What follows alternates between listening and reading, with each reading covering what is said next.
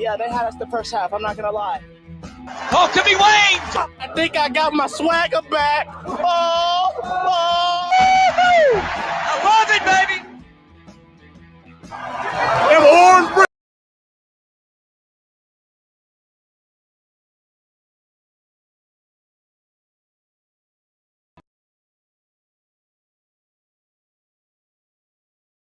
Tennessee can say a grand slam in the bottom of the ninth. You can't draw it up any better. We just won a basketball game, and we're very happy right now. McGrath for the win. He got it. If you don't like college football and you watch this one, I'm not sure what your problem is.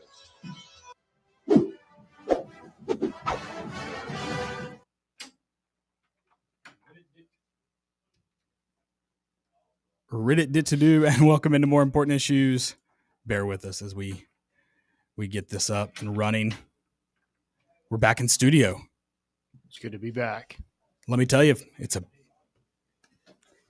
Landon, it's perfect. The weather, the time of year, it's football time in Tennessee. Congrats, boys. We've made it. It's officially game week. We're doing our first preview tonight. Yeah, we are. Our first preview is Syracuse in Atlanta, Chick-fil-A kickoff. At noon. Don't forget. At noon. Mm-hmm. Good call. It's time. It's arrived. But it's going to be a lot of orange. Almost too much orange. All right, Fran Brown. Calm down. Getting carried away over here. We did have some news, but as things kind of happened and unfolded this week, we had to throw out the rundown. We had to start over. We have some big news to talk about, Landon. Travis Kelce and Taylor Swift are engaged. I knew that was coming. Did you? When you were trying to do a build-up, which I didn't. I thought you were going to go for something else. I didn't think you were going to stay on. How long track. What do you think he said to her? Do you think he went with the classic "Will you marry me," or did he go with like a lyric from one of her songs? Yeah, probably. They're kind of mushy gushy. Like in the podcast, it kind of made me a little uncomfortable, like how lovey-dovey they were. Joey, I didn't think I could get him to talk about Taylor Swift and Travis Kelce. I do love. Like you had 2 days before a game. They are official. I think everybody can say it's not a publicity stunt anymore. It's still. I think you could. I mean, it certainly is. I think they just. I mean, I think it's both. Well, then they are leaning into it hard. Okay, I'm gonna stop. Whatever. I didn't mean. I did not think Landon would let me do this. So it was a joke. Obviously, more news happened just an hour, or I guess 2 hours before we're here with you now. The University of Tennessee, your Volunteers get a commitment from the number one wide receiver by 2 services at least. Number 2 and the other. Rivals will probably drop him. Just be ready. Oh yeah, 5-star. Somebody's dropping him. 5-star from Hattiesburg, Mississippi. Tristen Keys. You know, it's funny. Hattiesburg. Mm-hmm. You remember Daddy's Bird? Did he? Was he all in on Tennessee after Tennessee went to Hattiesburg and won that super regional? Well, I mean, Blake Burke's home run ball probably landed in his front porch. I mean, they probably put Tennessee on the map for him. He's like, yeah, I'm really not going to go there. And then they're like, hey, Tony Vitello, you kidding me? Like this place is fun. Tony Vitello continues to recruit for Tennessee no matter the occasion, is what I'm hearing. 100%. Yeah, he's always recruiting. ABC. Yeah, always be recruiting. That's we'll talk Tristan. We'll probably talk about it throughout the show. I do want to just say, I guess, kind of my piece for the encompassing that in this season. Mm-hmm. 2025 just became even more important, that you keep it together and you keep this class intact. Yep. I don't know what that threshold is. I'd be in like, what is your, both Joey and Landon here, what is your threshold for, like, what does that mean to keep it together? What does that mean for like how do they do that with this class? And the listeners, please tell us too, because I'm interested. Like, what's I guess the worst Tennessee can do and hang on to this class. I mean, I think I think it's what we talked about before. Like, what's a disappointing season? I think anything below 8-4 is disappointing. So I'm thinking if you're 7-5 and lower, like, yeah, it's probably not gone well. Tennessee hangs on to the number one quarterback and number one wide receiver if they go at least 8-4. I think so. Okay. And I would probably say Faison is probably locked in anyway because, sure, I mean, there is an open spot next year. Yeah, no, I don't disagree with that entirely. But, I mean, Tristen Keys has flipped one. So, I mean, it is something where you want to do everything you can to hang on to a player like that. I feel like they're kind of in, or at least Faison's kind of like ride or die in this situation anyway. Because, I mean, I feel like the prediction right now isn't any worse than the results could be. Again, yeah, 7-5, I guess. But even then, it's there's a billion excuses that can be made for why that happened and why 2026 would be different. Yeah. So I just don't see it being like a massive red flag. Again, with Keys, it's all about how you do it. Right? I don't ask that because I think this is going to be a week by week keeping this class together by any means. But I think the better this class becomes, Tennessee's at number 9, I think. They're which I don't, 8 on 247. Right? Okay, I think composite they're 9. Maybe it might have moved up because I checked it right after. But so they already dropped us. right. As Tennessee gets a better recruiting class for 2026, it becomes all more important of not only keeping it together, but also getting better in areas you need to get better in. But yeah, like you have theoretically you have those guys. They're committed. They're going to show up to campus if things kind of stay how they are. And so the name of the game is obviously win football games, but also keep this class. Like at the bare minimum, keep this class. I mean, what's the worst, like, so Faison, for example, I mean, the quarterback plays bad this year. Fine. All right. That's the whole point. That's why you're coming in. There's a need to be fixed. It's probably good that you don't have Nico because if Nico played bad this year, that's a good way for teams to recruit against Tennessee. Like, look, he can't develop anybody. Now it's at least a new guy. It's a new guy. Yeah. And I think the way Tennessee has gone about it this year, where they are more focusing on, like, these are the guys we recruited. They're young guys. We're giving them a shot. Sure. We're not going super transfer portal heavy. So I think that's kind of feather in Josh Heupel's cap if you were talking about, like, how do you keep this class together if you maybe lose a few games you maybe shouldn't have or some swing games. Is like, hey, they're going to play some young guys. I mean, especially defensively, and they got to offensively this year, but they really haven't up to this point. So I think there is plenty of opportunity for young guys to come in and play at Tennessee. Yeah, absolutely. I mean, best case scenario, even if Joey Aguilar is a mid-level quarterback and the wide receiver, I mean, like if again, I'm not trying to be negative 2 days before the game, but say that does happen, but the wide receivers, I mean, you got a bunch of young wide receivers that if they even look somewhat promising or hopeful, I mean, that's a selling point to Faison to stay and go develop those guys because 100%. Then you're blame it on guys, Joey Aguilar. But we don't have to worry about that because he's going to go win the Heisman this year. Ball out. Yeah, going to ball Not ball this out. year. I do want to mention with the Tristen Keys thing is, like, I think you definitely needed to land a Hyder or a Keys. Like, you need to land one of those. And probably Keys is the more important one, and I say that now, we landed him, but I do think that's true where you needed to land a high-profile wide receiver. And you have some of this class, and I think the staff is really focused in on we're not going to have the same problem that we did this year.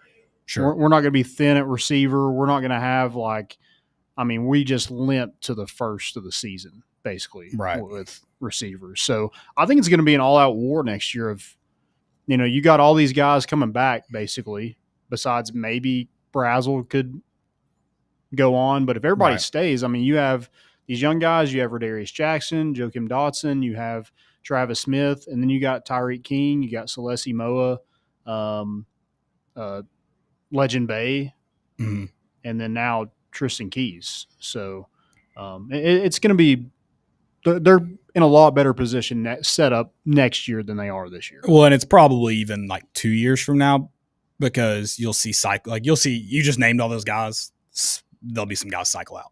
Oh yeah, 100%. So it may be next year. I think just like the next 2 years is where they're just set up really well for. Well, I mean, if Rodarius Jackson and Travis Smith has an okay year, like they get some playing time here and there, they're staying. And Mike Matthews, Braylon Staley, like they have years like you expect, they probably stay too. Probably, but we see guys transfer out inexplicably all the time. Mm-hmm.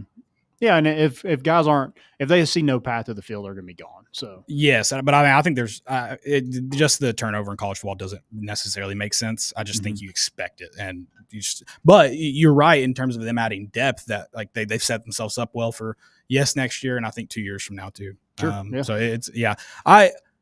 I agree. I think I would rather have Key than Hyder because Josh Heupel, again, you can be, I would have loved to have Hyder. I would have loved to have that talent at running back.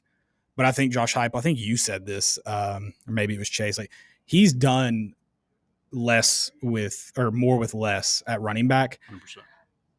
Yes, a little bit at receiver, but the receivers that have played well under Heupel have been, they weren't super successful in previous offenses, whether it be at Tennessee or other schools, but they were super talented guys. Yeah. Like most of them were highly touted.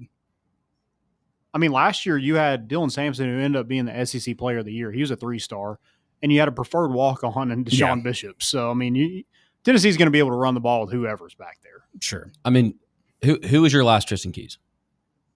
I mean, probably Mike Matthews. Okay, but like before that, I mean, realistic, like sure, excluding Mike Matthews just because he technically. Are we talking about receiver? Yeah, I'm just saying, like, who's your last Tristen Keys? What do you? I mean, probably. Am I misunderstanding? What do you mean? Like, what was the last big wide receiver at this level that actually? Okay, this is according that he at least plays freshman year and pans out to not be a bust. I mean, what was the last super high 5-star wide receiver? I'm just kind of I'm not really doing. Just off the top of my head, I'm thinking Josh Malone. Yeah. So okay, exactly. 4-star. Whereas he was a 4-star. I'm trying to think. That was a big get. Yeah, for sure. I don't know. I don't either. Yeah, and then I mean, who's your last hitter? Hyder. Steven Hyder. Yeah, I mean, but Beecham. And then, but look at the talent that's come out of it since then. Obviously, the wide receivers have had some sparks too. But like, I just think a high caliber wide receiver recruit that actually, again, could flop and be a don't say it. I know, knock on wood, but a non-topic. But I just feel like the running back situation is so much more solidified, and I think especially with the quarterbacks we have coming, and especially Faison, like I expect him to be a big play kind of guy, and I'm glad that we can have that on the ground all day. But we need someone that's going to match that energy in the air and just hit the ground running and keep the legs turning, dude. I love it. I do think a big thing is like you need to have an outside receiver presence to make that slot guy like his job a lot easier. Sure. I think that helped with Jalen Hyatt with having Cedric Tillman. I know he got hurt in that year, but Ramel Keaton was phenomenal that year. Yeah. So I mean that helped a ton. Brew McCoy was good that year. Yep. It's just going to help the slot. So whoever that, I mean, I would assume Tyreek Key is probably set to be in that, maybe a legend babe, but then you have Tristen Keys on the outside. That, I mean, that just because they play the same position doesn't mean that you don't want those guys in because they're going to make your job a lot easier. Absolutely. Also, I do want to mention this too, that this staff, they love coming in second and coming and looping back and getting guys to flip. Like last cycle, you had Deshaun Brame, you had Dwan Morris, you had Jaden Perlotti, you had Jaden Harmon that you flipped later on in the process, and then you've had 2 in 2 weeks in Kamari Blair and Tristen Keys. I think that's encouraging to the relationship aspect of what we hear. Players talk about it, obviously, but then the insiders mention it, that this staff is really, really good at the relationship part of it. And I think that's got to be true when you see guys go elsewhere and then maybe something's not right or one of the parties isn't living up to what they said, and they fall back to a place like Tennessee. That in my mind, this is all speculation, but that's because of the trust they have in the relationship. So I think that obviously rings true, and they've got to get better in some areas in recruiting. But from what the players are saying, even players that don't commit to Tennessee that talk about the relationships they developed with their lead recruiter, it seems to be real, and I think it's got to be your jump off point. Yeah, it's kind of like the girl in high school that was kind of like your best friend, but you didn't really notice her being like you're like, I want to go for that girl, and then when it doesn't work out, you're like, who is that for you? I don't know. I'm just saying that was in high school, not anymore. That's crazy. That's just wild that you chose that reference. Yeah, I married my best friend. How about that? There you go. Good save. Your high school best friend? She's not watching. You're fine. I did know her in high school. Yeah. She was your best friend in high school? No. All right, guys. We have a ton more to get to.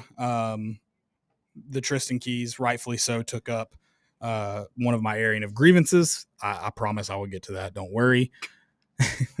We've got a lot for you here tonight. Thursday night kickoff. Not far away. I'll have to pull up my countdown clock. I don't have it off the top of the dome. I'll pull it up for you on the other side of the break. Make sure you stick with us. It's More Important Issues on Fan Run Radio. Who has the best?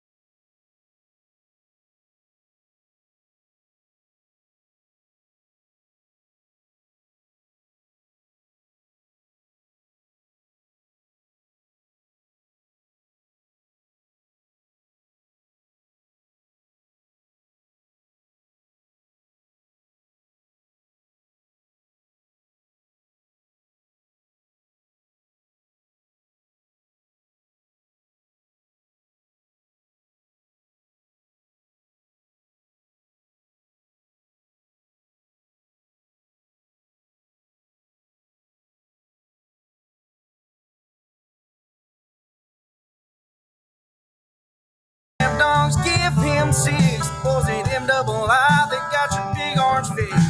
All year long is a place to be, to hear some Vols for life talking Tennessee. Hate us if you want, but we sure ain't worried about you.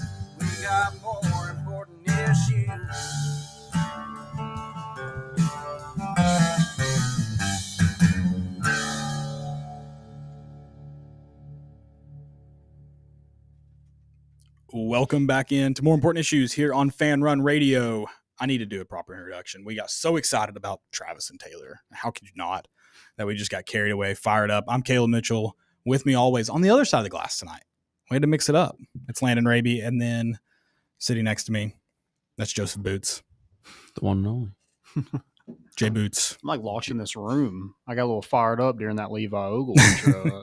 Didn't know what to do. I know. I feel I'm so glad bad. I'm glad you're by yourself. I didn't want I don't want you to helmet get that kind of fired up with me in there. Yeah, I would. Line up under center. I believe you. Skin noggin, dude. I may be headbutting some people and slapping some helmets come Saturday morning in this weather. Or go we full get Key and Peele and just slap ass. Yeah, sure. Yeah. Talking about it's the weather. Dude, to wake up and it feel like football on week 1. Dude, and it was like Monday. Shout out to God. That rocks. It switched to like football, and I stepped outside for work, and I literally stood there on my front porch for about 20, 30 seconds. It's football season. It's back. It is the best porch weather right now. Oh, yeah. Oh, yeah. Just exist in front of your house. Mm-hmm. Just soak it in. Yeah, it's there's no denying it. It's in the weather. There's games happening now. I know week 0, but like I compared week 0 to a grand opening, like the new grand openings where you only invite the people you know. That's kind of week 0. Yeah, it's kind of like when they give like good. the whole table like bread, but there's only like 5 pieces and there's like not enough bread. But the bread you do get was you're kind of making it sound like it sucks. Pretty lit. No, I'm just talking like it was good, but I didn't get enough. I need. You had one piece. More. Yeah. I need a little bit more bread. Yeah. I like that. Yeah, but week 1 is officially here. I'm ready. I'm ready to be heard again. Michael Scott meme, verbal meme. I don't know exactly what to make of not only this season. I don't know what to make of this game exactly. If there is a team on Tennessee's schedule that has more questions than Tennessee, it has to be Syracuse. 100%. It has to be. I don't know. We're Fran Brown fans, right? Yeah. I like him, yeah. He was all in. Glazing us in that media presser. Well, yes, but I also am convinced he doesn't really know much about Tennessee. Like I don't like. He was like, "There's no way." He was talking about Boo Carter, and he's like, they might play him on offense, and well, he's like, that guy flies around. He's gonna be playing all over the world. I'm trying to remember what else he mentioned in that I was like, I don't know if he's paid attention to the news. Does he still think Nico's our quarterback? He might. He might be pulling an old just best friend you. It's like Arkansas, dude. It was like, oh, you guys are going to stomp us. Just don't hurt us too bad, and then just drop it on us. South Carolina did that same thing. I don't like it. I'm out on Fran. Out on Fran for at least a week. Yeah, 100%. Yeah, and I like that he kind of is in the boat of, hey, we all get to see this team for the first time on Saturday. Like he is very much, I don't know what we're getting. Yeah, 100%. I mean, I don't know really. I mean, we're going to sit here and talk about Syracuse, but I mean, we have no clue. Yeah, and this is a team that went 10-3, and I would say over. I don't know what their win total was before the season, but surely. I would guess 7.5, maybe 8.5.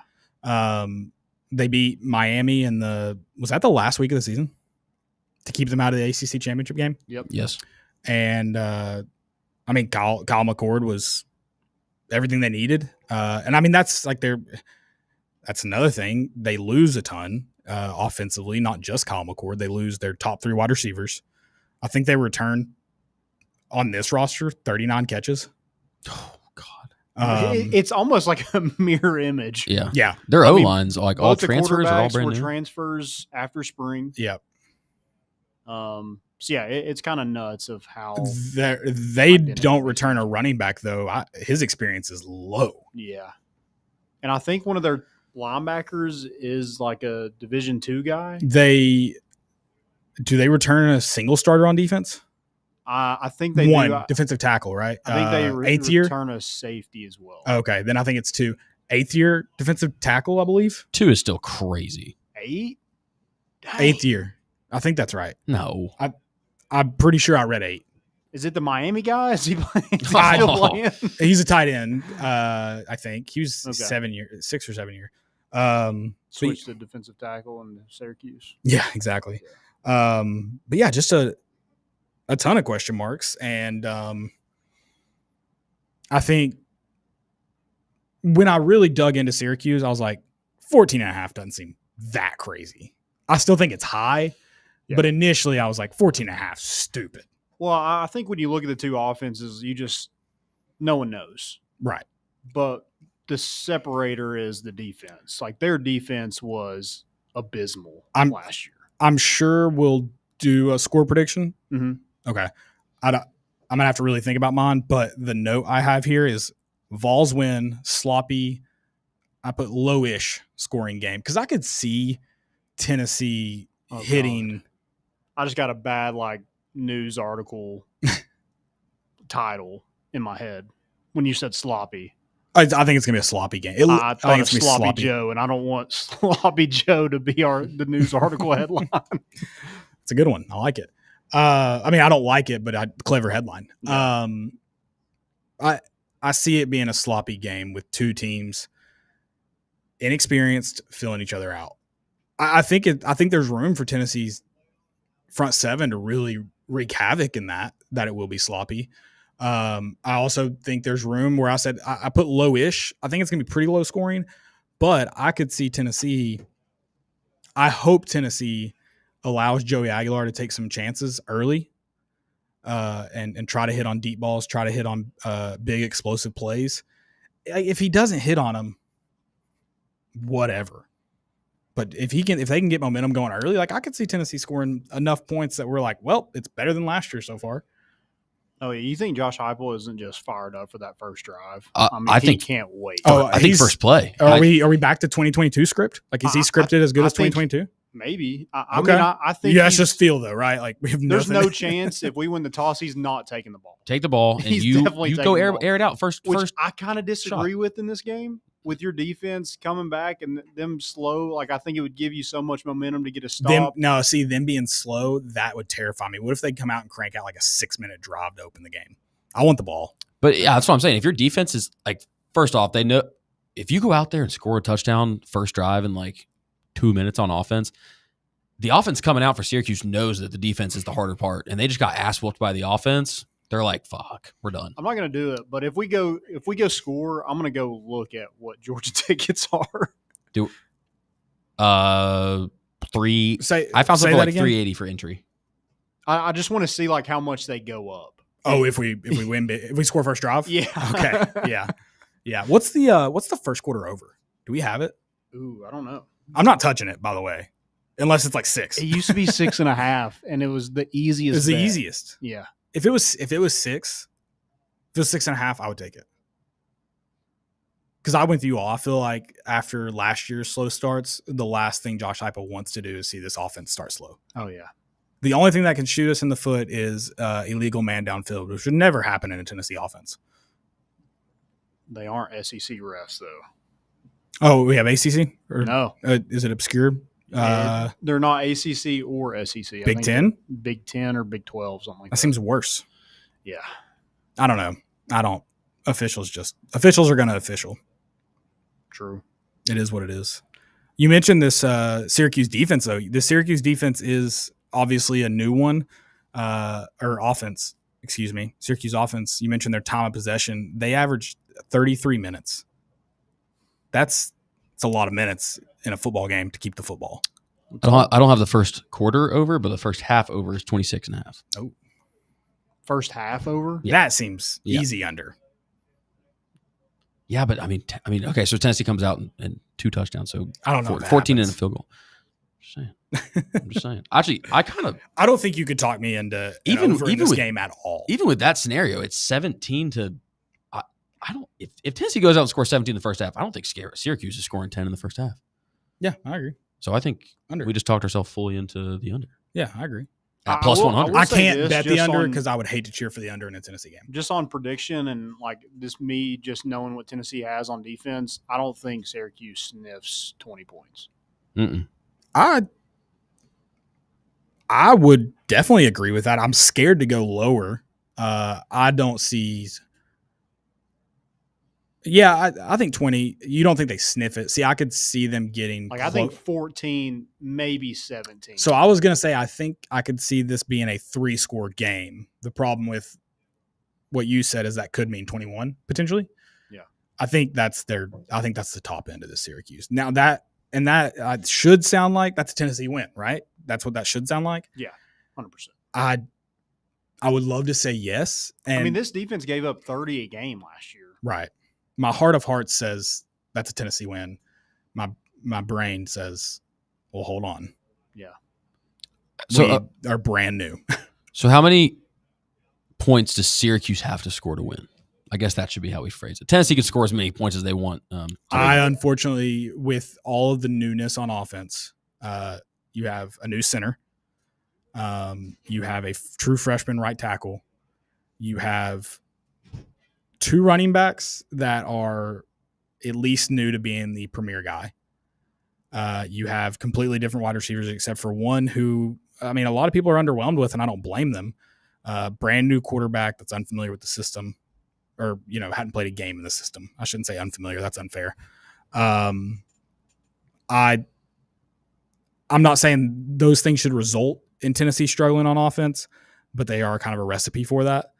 Like, I think if they scored 3 touchdowns and Tennessee gets into a sloppy game, Joey Aguilar can't hit on the deep ball, the running backs can never really get going. I think you could be looking at like similar frustrations to the offense last year. Sportsbook, unnamed, is spotting us 33.5. With Syracuse 18.5. So I think Syracuse has to get close to 30 points to have a chance. Okay. Yeah. I like 27 might do it, but it's going to be close. I agree. I do see where Caleb's coming from, that if you do catch Tennessee on their heels, Tennessee's offense might not have enough firepower to get to that 33, 34, whatever. Like Syracuse could win it at what, 27? Like, it could be 27, 24 Syracuse. I think Tennessee they're going to be able to run the ball. And so that's why I think they are at least going to get 24 points. I think Tennessee, without even throwing a pass, they scored 24 points on the and I think they're going to be able to extend those drives and just kill it in terms of. So, I mean, if you get a look a at lead, all the ACC teams the past 2 years at Tennessee's just dominated out of the gate. Yeah. I think this is going to be the same thing. You're really talking me into it because, I mean, about Tennessee failed to score 30 points in, was that 6 games last year, 7 games last year? One of those college football playoffs. What was your question? What'd they do against NC State, though? I agree. Yeah, but that game was scary for the first. Not scary, but it didn't feel. It really didn't. It didn't get going though until slow start. Sir Robert William Brooks touchdown. I mean, I don't beat that same NC State team 24-17. I don't disagree that Tennessee should be favored, should have the upper hand. And I see Tennessee getting close to 30, like 28, if not a little over 30, 31, 35, even in a sloppy game, because I think they're going to be more successful in the explosive plays against the Syracuse defense. For all the reasons I listed a moment ago, those spell a recipe that things could go wrong for Tennessee, where they make it hard on their own defense to win a game. I'm going to predict Tennessee to win it. I think Tennessee does win it. I think for the most part, you're right. For Syracuse to have a chance, for the most part, they have to score at least 30. Because of Tennessee's offensive struggles last year, mixed with everything that is occurring going into this year, I don't think it's impossible for them to win scoring 24, 28 points. I even listed like that true freshman right tackle. I mean, he could be legit. David Sanders could be absolutely legit, no questions asked, especially against the Syracuse defense line. Josh Heupel seems to be fairly confident in both centers out there. I think the running back's a question mark because neither of them have been premier backs, but I have faith in both of them. President of the Deshaun Bishop fan club. Don't forget. 3 of them. 3, sure. If you have 3 running backs, do you even have 1? So no, I don't say all that to be like, oh, Tennessee's really got to put it together. I just think there's things that like, if those go wrong, we're going to have to step back and breathe. Yeah. I mean, I think in this game, like, lean on your run game. Again, they gave up 5 yards per carry last year. Again, that was a different defense, but I mean, it took a while for Tennessee to get to their defense now. Yeah. So I don't expect them to just be and they're brand new. I mean, brand spanking new defense. A complete new overhaul. Right. Really. I mean, they didn't just dominate the transfer portal or anything like that. They got some of them, but and they got stuck in a situation you mentioned earlier that they were having to recruit out of the April transfer portal like Tennessee with slim pickings. Yeah, I mean, and Jelly, like, Tennessee was kind of rumored to maybe look at him, and he lands at Syracuse and wins the job. So, yeah, I think there's tons of similarities, but I do like Tennessee's talent. I like them to be able to run the football. I also kind of like the 17-year-old that is starting at corner for Syracuse. I mean, I don't know anything about the kid other than, like, he's 17 years old, and I think if I'm Joey Halsley and I'm a veteran quarterback and Joey Aguilar, I think you go at him. Yeah, make him make a play. Yeah. Make them mention how old he is several times if he is successful. Yeah, 100%. I agree. Yeah, you use Chris Brazzell, use Mike Matthews, use those guys on the outside, and get them some confidence early. Get that offensive line some confidence early. I think that's a great point about Joey Halsley in terms of, like, how he should attack this game. This, for me, you've obviously, this is week 1. You've had weeks to prepare for this. You have your quarterback who you named 2 weeks out. I need to see. I don't need to see more aggressive play calling necessarily. I need to see more well-timed aggressive play calling. Like, we need to see those deep balls, those deep shots get called at the right time. Run it down their throats for 3-4 plays, and then let her rip. Yeah. And then if Joey Aguilar can't get it done, they're gonna, or with the deep ball, I think they've got to find ways, like they did with Nico at times last year, to get him involved in the run game early and often. Yeah, I think it's definitely going to be interesting. I also want to know, like, what does Tennessee look like in the secondary? Is Boo Carter going to – I think you got to play Boo. I think you've got to free up Jalen McMurray to – I mean, he's going to have to spell Boo Carter more than likely at star, but also probably going to have to spell Ricky Gibson and Colton Hood at corner. Yeah.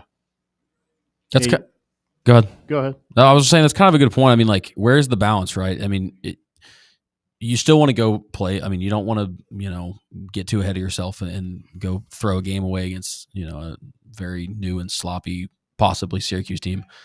But, like, where do you find that balance of, okay, we still want to rotate some guys. Like, we want to see what we have, right? I mean, because you only got one more, brush-up game in ETSU before you go host Georgia at home. Where's that balance, Yeah. I don't know. I don't know what it looks like, but I'm excited to see it. I'm excited for Tennessee just go balls to the wall that first drive.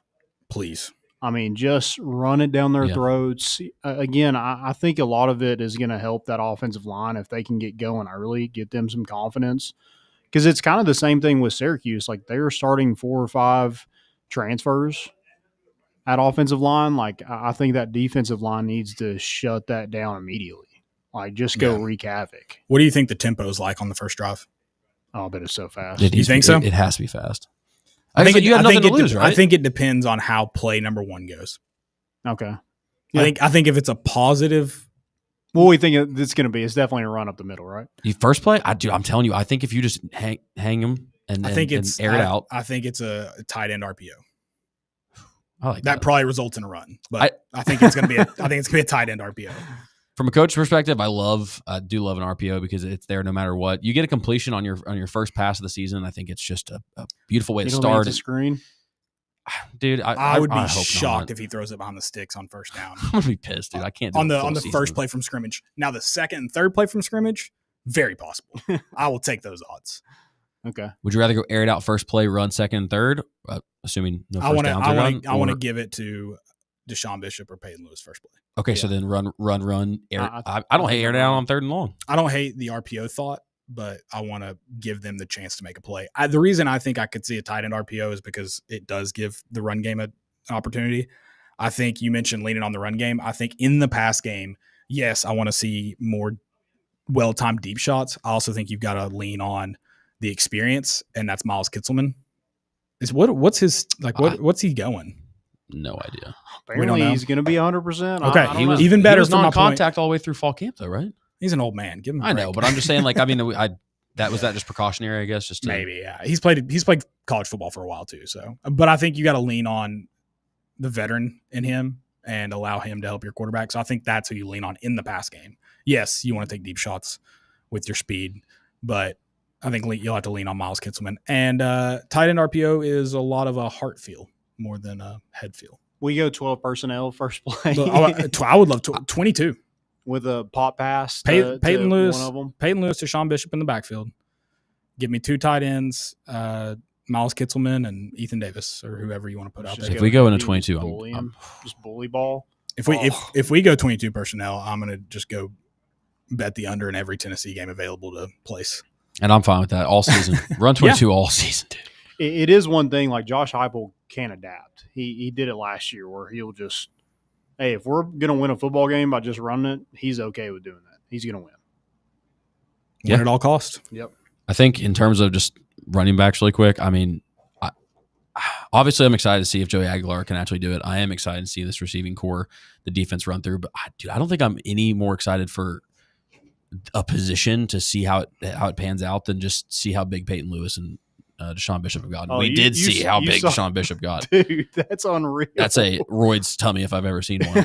But, I mean, just insane. I mean, I know they got the angle with him walking. I think, not to glaze or anything, but that's, I mean, that's crazy. You started working out. Was that kind of motivation for you? I got to make sure I can stay one up on Deshaun Bishop. But as the president of the Deshaun Bishop fan club, I spent way too much time last year going to war for this kid. So I just want you can never spend enough time going to war for Deshaun Bishop. Oh no, local kid. I deserve a scholarship or something. I mean, I'm out here on the front lines. Just he falls forward. That's what he does. He always falls forward. Now he doesn't have to fall anywhere because he's just going to run through everybody. You mentioned the receivers, and that's interesting to me because that's been the talk of camp.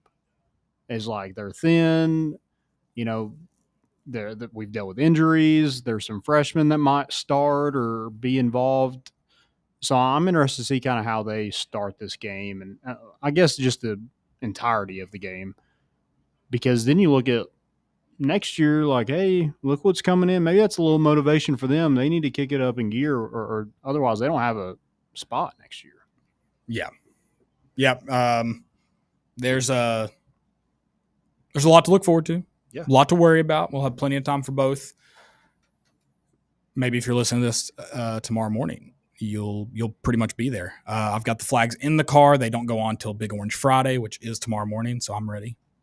Yeah, not a better time for that. Not a better time to start betting. This is the perfect time to win the money during football season, especially early football season. So get signed up. Go check out our good friends at VIP Play.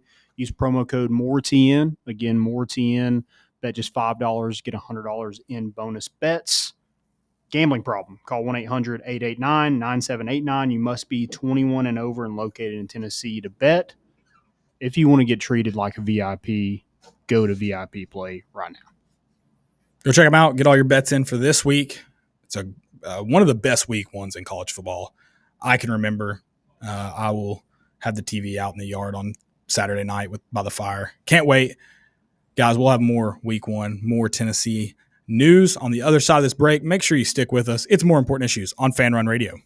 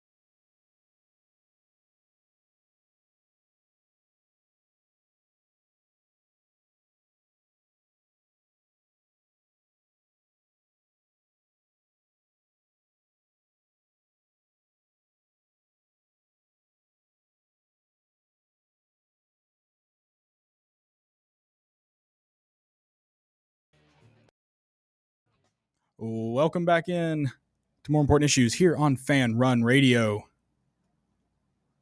I tried to get out of score predictions. I hate Thursday night score predictions. You hate them? Thursday night score predictions. Oh. I love Saturday morning score predictions. Love them. Do they tend to err towards the sides of the orange goggles? Almost always, yeah. That's fair. I mean, you're there. You're in. Do you think Thursday's your more realistic one? Or It's gotta be, yeah, I mean, comparatively, yeah, I'd say so. But I mean, it's usually only the games that, like when we were just getting our brains beat in by Alabama every year, where I'd be like, yeah, Tennessee wins. And I'll make up some score that I somehow convince myself that it could happen, knowing in my heart of hearts it's not going to happen. No, I mean, Saturday morning, I'm sure everyone had this growing up with their family, but my whole family, my entire life, we've always done score predictions for the game, and we still do it. I love that. Yeah. That's sick, dude. God. Football just means more down here, dude. Just rocks. It's just sick. I mean, like every season it comes back and you're just thrusted into the fact that you're just like, yeah, this is so sick. I don't want to do anything else. Just My wife enjoy was it. like, you kind of like get like worked up during football season. Like, yeah, for sure. But like in the moment, I enjoy it. But like I spend my whole week like planning for Saturday. Sure. We're working for the weekend. Yeah. Everybody's working for There's the even weekend. something so beautiful about the pain. I mean, it's not even the feeling of victory after the pain. Like beating Arkansas this year, which we will do, won't it won't even feel good to get revenge. Like sitting here now, that loss to Arkansas, to be able to have even experienced that, cool. That's a human feeling right there, dude. That's connecting with. pain. Yeah. I mean, that's kinky. Yeah, we're getting into something over here. after dark, we with got 8 more Joey. minutes. Yeah, that's an interesting take. I mean, I don't necessarily. It's part of being a sports fan. We talked about this with Chase, and it's one I'm like, I would love. I think Chase Thomas mentioned it would almost suck to like be a Chiefs fan or something, where like they're just win. It was William that mentioned that they just win all the time, or a Patriots fan. Like it kind of would suck because part of it is like if you're not currently heartbroken, you're trying to figure out when the next heartbreak's going to come. Yeah. We do like pain. This is weird. We need to look into that. See, it's the connection of it's the journey. I say that if Tennessee rattled off 8 national championships in 10 years, but I'd be what we would do to like not have the pain. Oh. No, but it would kind of like to then think about the season that's going to be a drop off is like, damn. This has to you'd end be at preparing some for the point. heartbreak. Exactly. You're Like, either just in it like- or you're preparing for it. I love the chase so much more than the maintain. Yeah. It's the climb. Not in baseball though. We're cool. Shout Just out keep MII. winning. It's the climb. No, I'd rather try to be at the mountaintop. Okay. Yeah. Preparing for the king of next hill. Preparing for the next fall off. Okay. Opposite of the climb, actually. Yeah. Yeah. You like the fall. I love the fall. That little, when your stomach Oh, jumps, that feeling. I hate that feeling. I don't that's know how if you y'all feel on like Saturday it. mornings, dude. Yeah. See? I'm telling you, we're When you hit that bump coming off Henley. That's a good one though. the bump off Henley. Yeah. It did. Brazzle It didn't hit slow that one? Brazzle down at all. Just keep going. Trust me, I lived on that corner for that year. You've gone faster. No, not even that. I've heard every dude with a beat up Mazda 97 in Knoxville go 95 on that drill it. bridge. So yeah, it doesn't slow anybody down, I promise. Anybody with a straight pipe muffler or just the lack thereof. Yeah, I love that. All right, guys, go check out our good friends at Rowback. Joey's rocking the hoodie. One of my favorites. Look at it. Look at him. It's awesome stuff. And they today release a new polo with their game day collection. It's got the power tees on it. Who doesn't want that? Go check them out. Rowback.com. Use promo code More Important Issues for 20% off. What? 20? 20. Dang. New email. New email. Do it. Drop it. Get it. Also, Create another one. let's Oh, beautiful. And a little Hovey action. I mean, This man's he's moored decked up. I'm a walking billboard, baby. He is a promo code. Yeah. Use code Joey Boots for 100% off. free shipping for the hats. I'll bring them to you, I guess. I don't know. There you I go. guess I've locked myself into that. but- Yeah, we yeah, have, deal. I'll We bring- do I'll have bring 'em. plenty of hats. So if y'all are wanting one that just has that more script on it, let us know. And if you're a listener within like preferably like a 6+ hour drive, please use that promo code when you DM us to buy it, because I'm going to make Joey make that drive. Yeah. You'll be in like Portland, Oregon this fall. Or come down for the Cool. tailgate. We'll have them at the tailgate. Oh, But Joey just said he'd deliver it, and I want to make him go on a cross-country road trip for one hat. It would be nice to just like have Joey find the person at the tailgate to give it to. Nah, I want him going somewhere. Okay. You want I'm me out to on that. find them or they find me? But, Find either We'll do one. it. We'll do a hashtag Find Joey Boots. Okay. Yeah. Like a Where's Waldo kind of thing. I'll keep one around with me. You find me on campus. I'll probably be pretty easy to find. Yeah, we'll do actually. Little scavenger hunt. Yeah. We'll do that for a game this year. We'll give away a hat. You got to find Joey, Okay. and Yeah. Joey can just drop hints. I'm just gonna post right where I'm at on.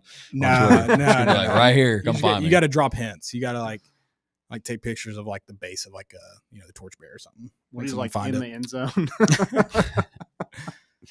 Yeah, get into the stadium real early, like 2 hours when the gates open. I've got an old picture from the field. I'm sure when we rushed it, I'll just put that There you go. I like it. on the turf. All right, Landon, tell me your score prediction for Saturday. Score prediction. Vols cover, baby. 34-17. I like it. And we'll throw in something else because I like throwing in other stuff. I'm going to go Mike Matthews goes over 100 yards in a tutty. 100 yards on how many receptions? 3. I mean, over 5 probably. I think he has 5. I like it. I also had 34-17. I don't have any side things to toss in there for a parlay, but maybe let's go between Peyton Lewis and Sean Bishop combined for 125. Okay. How many sacks does Tennessee have in this game? 5. Because last year I like it. Last We're year gonna they get back could there. not run the ball, so I imagine they're going to throw the ball It's just a quite a lot bit. of sacks. Oh, how many sacks do we take? Yeah, we get. Yeah. Oh, 0. No, we go get. Yeah, 5. Yeah. Okay. 5. Well, Okay. then you mentioned us, trying Yeah. to throw it and get rid of it. So And Angeli can't run, from what I understand. So how little can Joey Aguilar run? I'm very. He can Is he- move. does he He's just move? he doesn't like. He's not. If he gets out of the pocket, he's looking to chuck that sucker downfield. yeah. Well, we missed that last year. It was Sure, committing there's a to the escape. well. There's so. a balance, I think, where Nico would just tuck and go. We need Joey to now be willing to tuck and go. But yeah, look downfield. That's what Hendon Hooker did so well. Yeah. It's like Move the just- sticks. Whatever you got to do, move Yeah. sticks. Yep, exactly. I'm in a conundrum, folks. I really like your all scores. What did you say, Joey? Sorry, I missed your actual 34-17, which 34-17. you Same all as yours. Oh, okay, cool. because I see Tennessee getting to that 30 threshold. 31, 34. Like I like that. I don't necessarily see him getting close. Oh, I thought that was your score, 34-31. No. Whoa. I see Tennessee getting Hammering the over. I see Tennessee getting to that threshold. Just above 30, whether they get to 35, 38. Maybe. My problem is I don't necessarily see Tennessee covering, Okay. but I don't see Syracuse scoring a lot. So it scares me. Like it makes me want to say Tennessee like 28-14 or something like that. Okay. So I'm in a conundrum. Like part of me, some of my logic tells me Tennessee has to cover. You don't like Max Gilbert, huh? Why? You said 28-14, though, field goals. I assume. I mean, I guess you we gotta could help the kid somehow out. get there, but yeah. yeah, we gotta help the kid out sometime. I think I'm gonna stay around the 30. I think I'm gonna go. I think I'm just gonna have to stick with Tennessee covering based on what we know about their offense. So I'm gonna say 31-14. Okay. So same spread, but 31-14. a little bit lower. Wait, Okay. 14 points. If Tennessee scores on Thir- the first oh, possession, I think Tennessee scores 40 points. Wow, Ooh. that's a big difference. That's 9 points. Well, no. I'm just saying in the sense of like the initial thing of, because you're saying that you don't think we'll cover the spread, but you also no, don't think Clemson can get up. Or Syracuse If Tennessee can get up to- scores early, you think it's kind of like an NC State Yes. game where it Yes. kind of gets away from Yeah. Yeah, okay. Syracuse? Yeah. Okay. I see. But going back to what I was saying about what we know about, what little we know about the offense this year and what we know how we operated last year, I wouldn't be surprised if Tennessee doesn't score early, and then and then I could see him getting to that 30 threshold. I got you. That's kind of how I see the game playing out. But if Tennessee's able to look like a Josh Heupel team that we know and love in the first quarter, in the first drive, then I think Tennessee, like Landon said, can allow that game to kind of get out of hand. And I think if you make the Syracuse team play from behind, like they're not going to be able to grind the football. They're just not going to. They can't. So I think it makes it more dangerous. Okay. I like it. Does Boo Carter play all 4 quarters? Well, okay. Score. Let's ignore the score. Just strictly, is there any PR situation left to juice? Punt returner. I don't think he starts on defense. I don't think he starts on defense. I think he plays where you don't even notice that he's not the starter if you didn't read the depth chart. Yeah. And I think he returns the majority of the punts, whether it's all of them or not. I don't know. All right. Yeah. Yep. Cool. I think there is potential you see him on an offensive play. All right, let me Really? I think they've had to install in camp some type of gadget play for him. It would it not be coaching malpractice not to have him in an offensive set? Yeah. I just think if we're going off what Josh Heupel usually does, like when he plays around, it's usually against like ETSU. I could see him like getting offensive plays during that. See, I don't even and this is actually I would love this. I think Bill Belichick did a phenomenal job of this with the Patriots, where they show a look, but they don't show anything within the play. Like I would love for them to put Boo Carter out there, maybe even bring him in motion and just hand it off. Okay. I like that. And obviously in the future, ideally you're setting that play up for something, but I love showing someone something and then not doing anything with it. Here's an interesting play. So he likes returning punts. Sure. Why don't you kind of line him up as a punter and just have him basically get a long snap and then take off like it's a punt? Sure. Why not? We're playing Little Giants, which is one of my favorite movies. So great movie. That's I shouldn't say favorite, but it's a great movie. Yeah. I like it. Yeah. I could see them. I feel like I'd be surprised if they did that this week. I just, for some reason, if it goes from, I think Tennessee would have to be in a good position for that to happen. Okay, Whether that's fair. I'm not saying the game be in hand, but like they're not clawing to keep a drive alive. It's not like a necessary go score drive. It's you might have a 14-point cushion because it's not one of those. And it may like I just think there's no way those coaches sat in an office, came up with a way to use Boo Carter. And then because he doesn't show up in the summer, they just throw that out the window. If they thought it could help him win football games, then it probably is going to help him win football games. It needs to be a part of the offense. And I think I think as a football coach, you go into this game and you're thinking about the future and you're like, all right, Georgia's going to watch this tape, probably more than ETSU tape. I'm going to show them something, whether I use it or not. I'm going to make them prepare for it. And I'm going to make them align. And that's fair. I think it's a good idea to have a package with Boo Carter in it that is in there for at least one snap, whether he's used in that or not. That's valid. I'd love that. I'm all about it, by the way. I'm not. I don't think there's any way you see him on offense. And that's just a personal – I just don't – the way everything kind of transpired and his mom is still – I know it has nothing to do with his mom, but like there is still stuff I think he needs to accomplish. Because if he's not starting on defense, I just have a hard time thinking he's going to be on offense at some point in the game. I do. Because I'm in your boat, but then at the same time, and it's a matter of whether he should versus if he does. But I think it's kind of silly to basically pull back the punishment and say, okay, we're going to get you some defensive snaps, but you can't do offense because you're still kind of being I think it penalized. Hurts, I think it hurts the team. I think you're either all in on Boo Carter or you're not at this point. It's week one. I mean, how much did he even practice offense? That's something we don't know either. True. I mean, he might have a package, and they might. I'm not saying you scrap it and never use it throughout the season, but I just have a hard time thinking it's the first game. I think they had an install period at some point during camp. Whether they did during game week, I don't know. Yeah. I think if any offensive package he was in at some point during camp, they had an install period. Yeah, that's probably true. Yeah. I don't see them just being like, I don't see him being like, oh yeah, go line up an X receiver for him.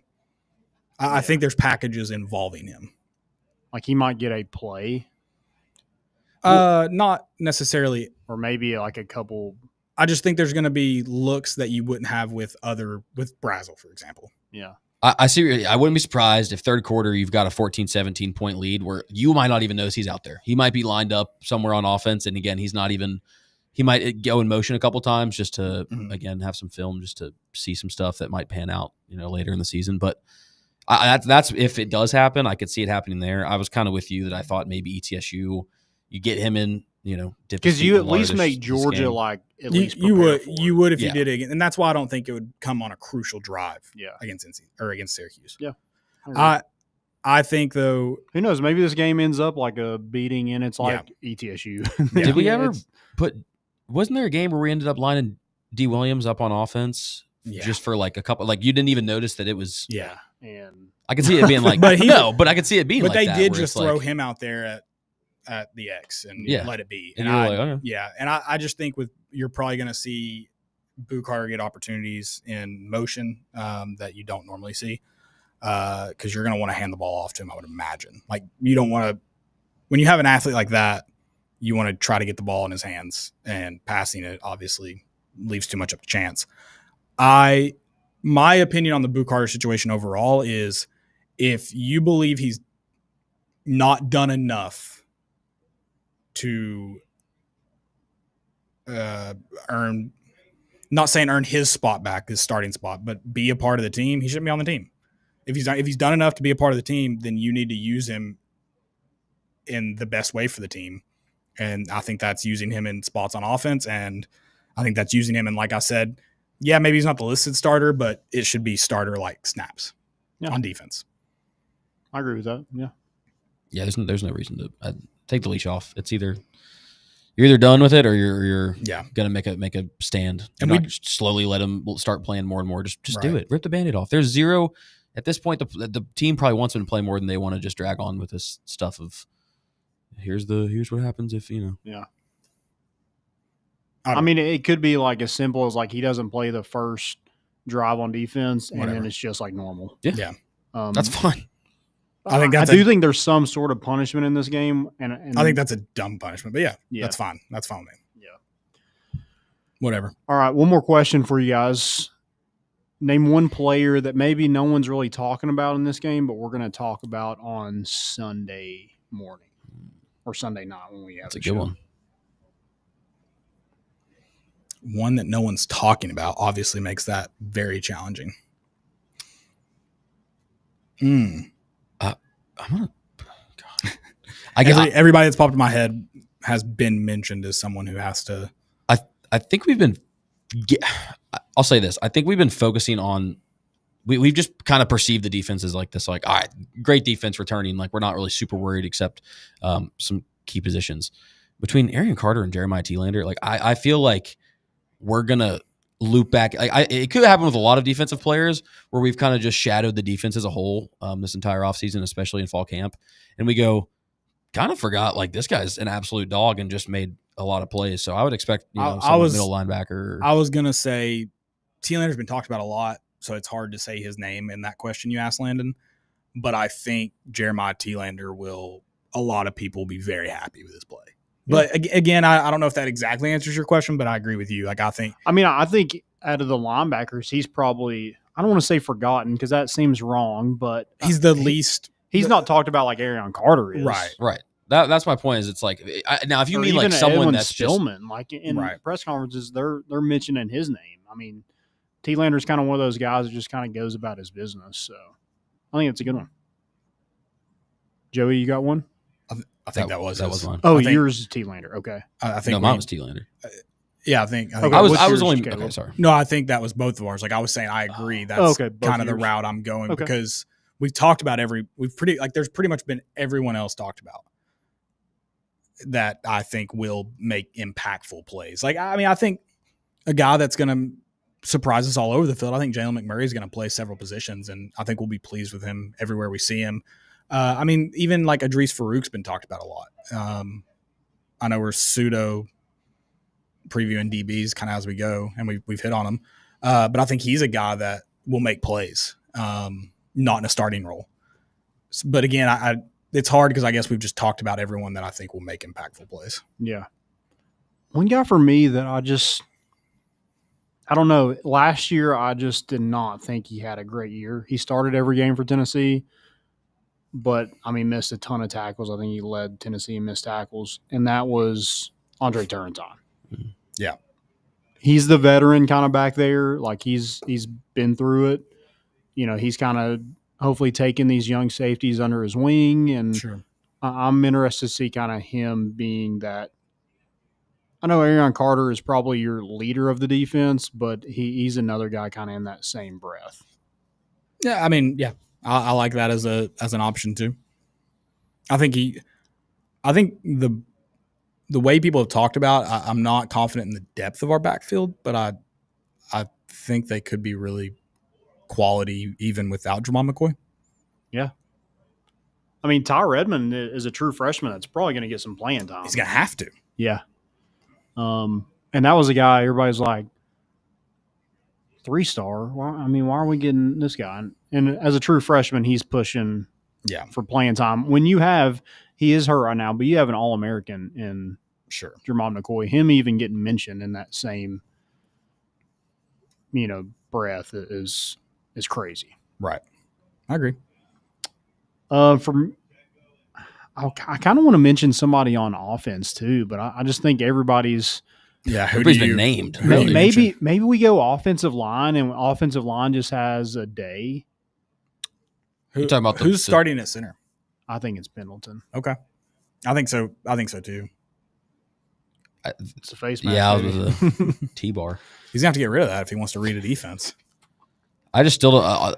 There's not a player we really haven't touched on offense, like in the offseason. Just worried. I guess now you could say like someone that we've talked about, but just unsure of. Yeah, that might be the situation. But I can't. The only other thing, like does Travis Smith Jr. make a play in this game?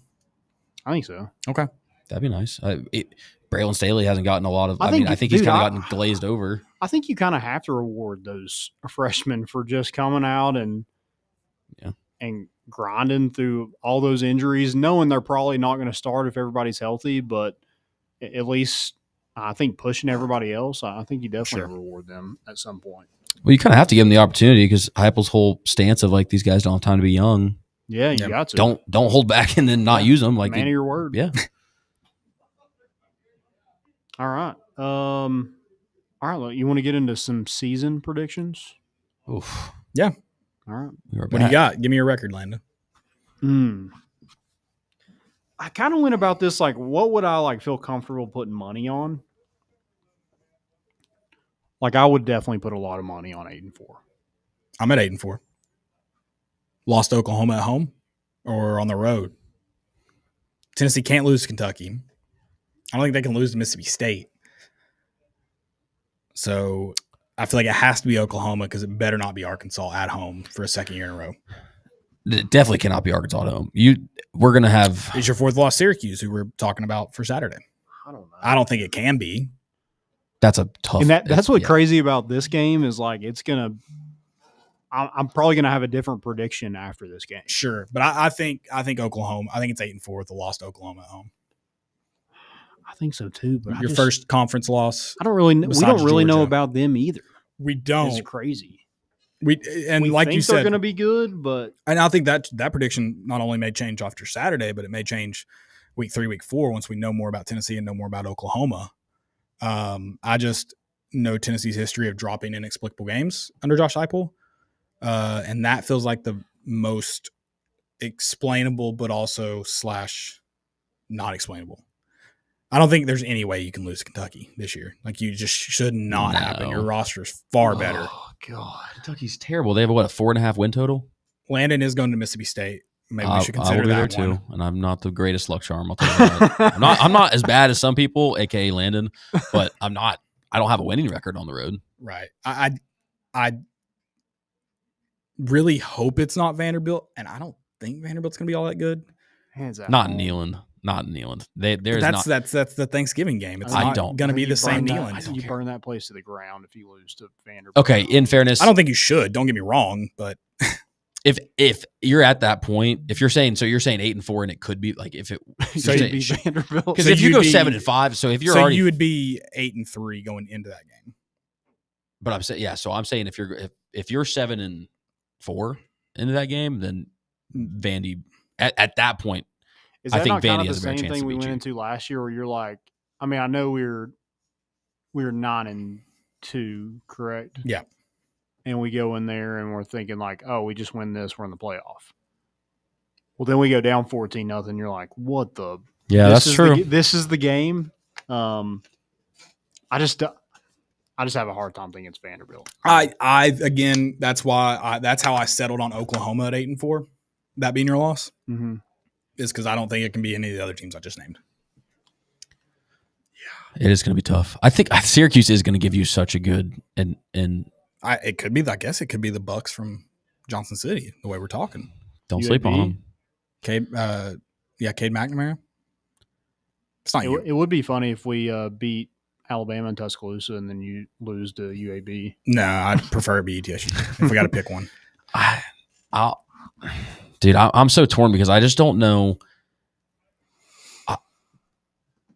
At a higher edge of this team, I could 100% see us now. Florida, I'll probably just pencil in because I'm going to have to see us do it before I ever just even predict it. But I do think between Bama and Georgia, if this team is towards the stealing side of what we've predicted, I can see it sneaking away a win there, especially Georgia at home. I think might be your better chance. I think Alabama's slightly underrated this year, actually. I think that they're probably going to, don't kill me, win the SEC. That sounds kind of crazy. Alabama? Yeah. If Todd Simpson's got to be legit. Yeah, and I think he is. If not, Okay. I like Gunnar Stockton. I think talk about cool dudes. I think he's named after his grandfather, who was like a gunner in the military. He's just got it's just your stereotypical Georgia Sticks kind of guy, and I love that about him as much as I hate that he's wearing the red and black. But I think if you actually, I'll be high here. 9-3. Okay. I don't think it's. I love that you just I don't think it's hyped impossible. up Georgia and Alabama, and you said 9-3. Well, no, I'm saying I think if this team comes out against Syracuse and you can actually go make your point and then take that straight into Georgia, then you're 10-2. You're 3-0 after. Well, now we're talking about you slide one when you're not putting in the fact that we're going to lose one that we should. I know, but also you just had us beating Georgia, so I could see us beating Georgia and losing Oklahoma. Sure. I mean, I could see anything with Tennessee. Yeah, that's what I'm saying. I'm going 9-3 on a very Tennessee beats Georgia, Alabama, and Florida 9-3. Jesus, that would Why be not? tough. And while I'm on this, just a reminder: Kirby Smart, turn up your radio. Georgia's going 8-4 this year.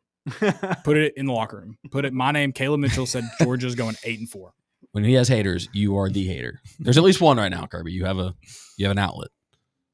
Landon, did you give yours?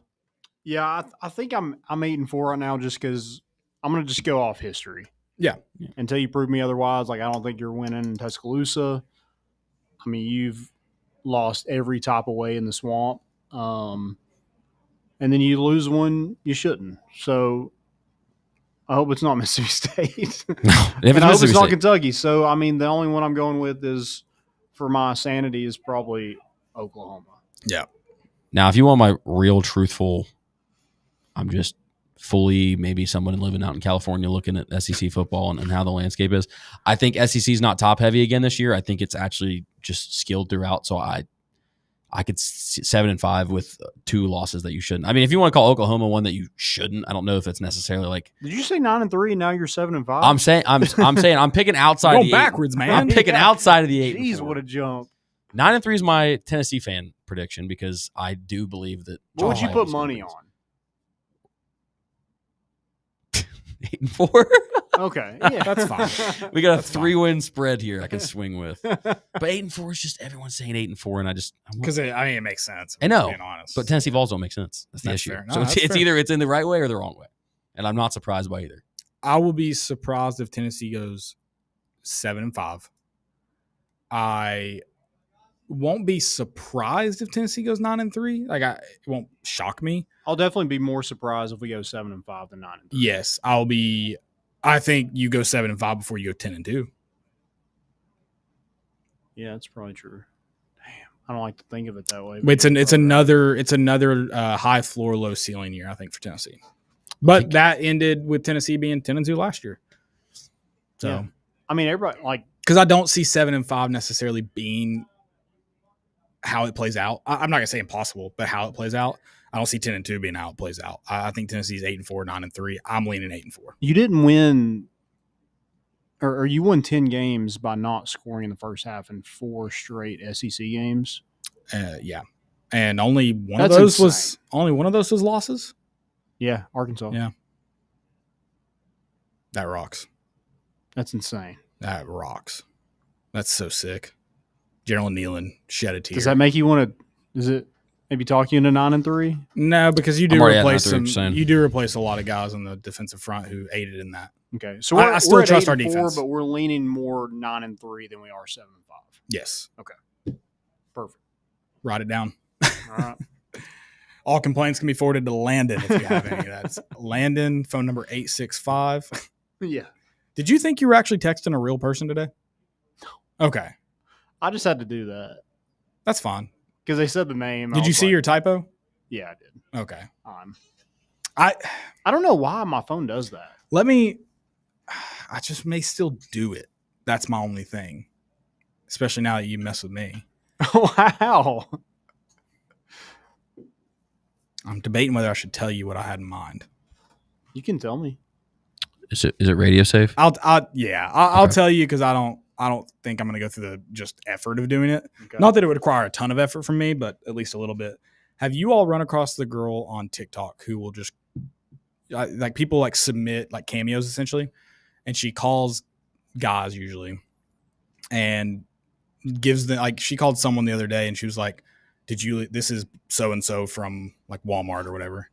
Did you leave your cart out of the buggy return?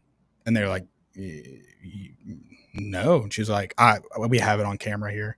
She does like all this. She like makes them apologize on the phone, makes them say like, I'll never do that again. Like just goes to this whole thing. Belittling them essentially and making them feel bad.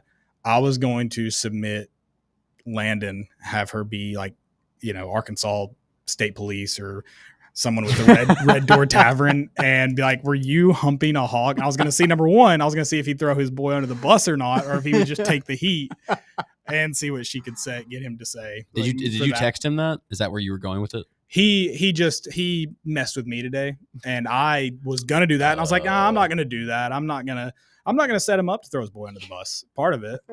And then I texted him, I said, I was going to do something really mean and I decided not to, and I'll regret it every day for the rest of my life now since he messed with me today. I'll be like, that is Joseph Boots. That is, I don't know. Would you have thrown me under the bus if you got a call? Worse. If I got a call about it? Yeah, and they're like, were you humping a hog? I've been like, no, I just saw it on TikTok. Yeah, that's true. It's also in Fayetteville. Like, who's ever going to, Yeah. if it was closer, I'd worry on it. Yeah, I thought about submitting it.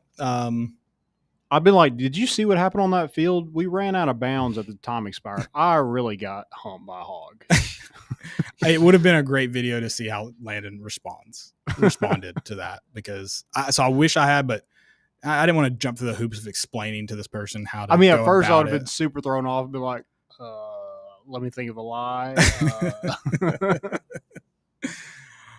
She probably, the way she messes with people, she obviously gets like people submit these. Like she probably would have been like, was it not you? Was it one of your friends?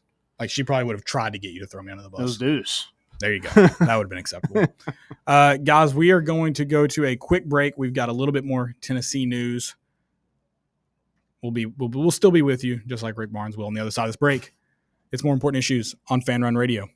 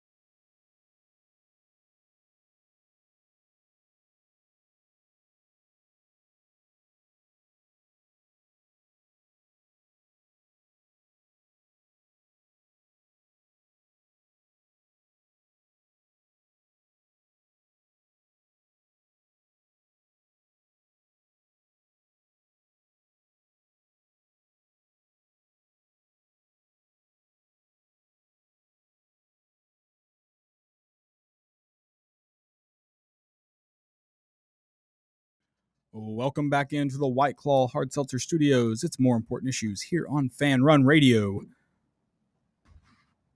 Landon, would you rather retire sipping on daiquiris, margaritas, whatever your fix is, on a beach somewhere, some beach, somewhere, or you want that lifetime deal? What are you doing in your shoes?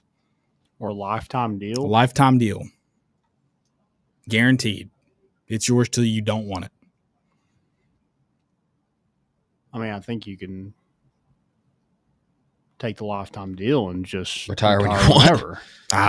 But like you could retire now. A very wealthy man. Okay, yeah. And you don't do I'm choosing anything. retire now. Yeah. I think about it all the time. Like, I just want to retire. I daily. I usually will wake up in the morning, pull out my calculator, and calculate how many days until retirement. Currently, my iPhone calculator cannot calculate that amount. You gotta turn sideways. Not even. Still, still. E with the, yeah, it is not a numerical value currently. But spin zone. Don't you want that in a coach? A guy who's like, I can't sit. I got to grind. Yeah. I just want to win. Got to get that monkey off your back, that Final Four. I was about to say he's going to coach till he gets a Final Four. Well, okay, You think so? but no, Yeah, as long as he can. right? It's Final Four. Correct. Yeah. I think if he gets Final Four, that's his. Yeah. A lot of people will say he'll never retire. Then that's what I'm not saying that. A lot of people would. I love that. That's all Kentucky can say is like, I'm just enjoying my Final Fours in every sport. I'm like, Okay. are we really talking about this? Like, it is August. They're talking about basketball in August, dude. Well, They're already. That's all they have. They're already ready. It's going to be a long football season. It's going to be a long off season for basketball for them this fall. Yeah, I listen. I'm not a lifetime deal guy. I don't love him. I get it with Rick Barnes. Makes sense. He's older. Let him do what he wants to do. I kind of just thought he had a lifetime deal, whether it was written in stone or not. Like that was cool with me. Yeah, I kind of already thought he kind of had it. Yeah. I think he essentially did because he still had like 5 years left, didn't he? Not that he's on. No, I'm not trying to West Rucker him and kill him off early. God. But just like I'm not sure how old he is, but I got to think within the next 5 years he's going to consider, if not take retirement. I thought he would after Sakai left. So I mean, maybe he's here longer than 5 years. I don't know. He can technically still retire. It'd be kind of funny if he just. It would be sick retired. if he was just like, I think I'm done now. Cool, I appreciate it. It's a pretty big honor. He's I'm gonna, still bouncing, but he's gonna like Forrest Gump us in October. He's just gonna turn around and be like, I think I'm gonna go home now. Probably will. Well, he already gets like free food and everything, and now he gets everything. Do you think for that life. they honor that? Like, you think Stock and Barrel, like if he rolls up to Stock and Barrel, they comp every meal for him? No, I feel like that's such a weird thing to like just expect it. I don't think he asked for it, but I think people just give it to him. Unless they don't know who it is. Which, what restaurant would you not? Probably. Well, there were a bunch of restaurants that offered him if he stayed instead of going to UCLA, Stock and Barrel being one of them. My question is, do they honor that? And how would they possibly honor it? Yeah. Does he have a card? Yeah, you have that, 20-year-old the girl that's the waitress, and she doesn't know. That's what I'm saying. She might just. I don't know. Sorry, Lane Kiffin, if you're listening, get you riled up a little. Yeah, no, I was just curious.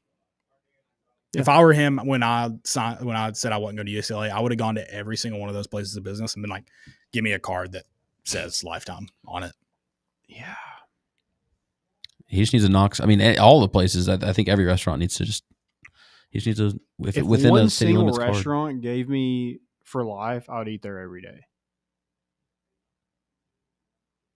Chipotle, I would do it. Does he still tip? He's left a tip too. There are very few restaurants that I could do that. I would have to have a big menu. I would eat there a lot. You'd have to have a big menu. Well, not necessarily. I could do it at Chick-fil-A.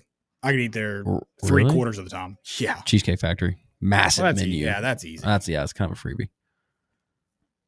I could do, if we're doing fast food, Chick-fil-A is probably one of the only ones I could do. Like I could probably almost do all the Taco time. Bell. Dude, I you'd say get that. so sick of that. Your Yeah. stomach would be in shambles. It probably would. I but say dude, that, and I love just- Taco Bell. I could probably. I mean, listen, you could probably find me there like 4 out of 7. I could probably eat like a Jersey Mike's sub every day. I'd just be real pissed if it was a sub shop that offered me a free lifetime deal. Have it Mike's way. I'd take it, but I'd not be happy about it. Yeah. Any of the fast casuals, Chili's, I could do easy money. Applebee's. Mm. 2 for 20. Well, it's free, Landon. You don't need to. Oh, you that's don't need to true. count your pennies True, here. Yeah. Triple Dipper from Chili's, is that? Yeah. Yeah. You eat a triple dipper for even once a week for the rest of your life. You're sitting going to pretty. be You got the not leftovers? living long. That's fine. Die happy. It's a life worth of, or life Yeah. full of Chili's is a life worth living. I would consider Zaxby's because I could probably do Ooh, it. yeah, I could probably use that. They have a salad too that can really tone it down if you needed to Little just Cobb salad? take a break for a second. Chick-fil-A is definitely your best option. You're right. I've been thinking about it for a couple seconds. Chick-fil-A. Well, because you can switch. There's plenty of healthy options. So like you Sure. don't even like feel like you're, I'd probably get the same being thing too every fat. day. No, 100%. You're never catching me ordering a. Which one of you eats the cool wrap sandwich?